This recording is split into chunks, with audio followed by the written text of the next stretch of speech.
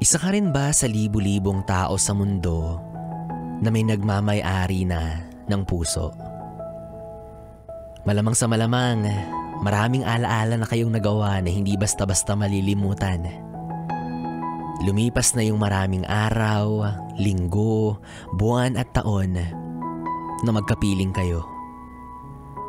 At sa bawat oras na yon, lagi inyong sinisigurado na isa ito sa mga babalikan ninyong masayang yugto ng relasyon ninyo.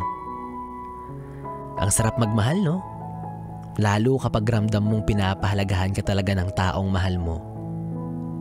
Dahil dyan, umaasa ka pa sa maraming pagkakataon na magsasama pa kayo sa loob ng mahabang panahon. Kaya naman ngayon, naiintindihan ko na kung bakit buwan-buwan at taon-taon yung ginugunita ang espesyal na araw kung kailan ay naging opisyal kayong magkasintahan. Sabi ng iba, corny at gastos lang ang pagsiselebrate ng anniversary, lalo na yung monthsary. Pero ang hindi kasi nila naiintindihan na hindi lang ito basta-basta petsa sa loob ng isang taon o buwan. Bagkus, isang napakahalagang araw bilang tanda ng pagsisimula ng inyong pagmamahalan.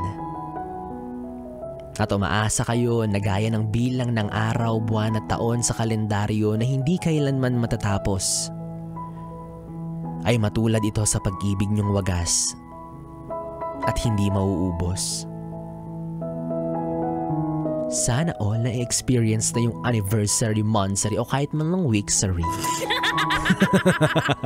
Kasi ako ang nararanasan ko pa lang so far ay ang maging hungry. Gutom si Biboy, nakakainis. Hirap nang walang jowa eh, oo. Tagtuyot na nga, taggutom pa. Well, anyways mga yes friend, kapiling nyo pa rin ako, DJ B-Boy Bibo, para sa ating tuloy-tuloy na BB Time hanggang mamayang alas 12 dito pa rin sa 101.1 Yes FM. Solid. Dami pang gusto. 101.1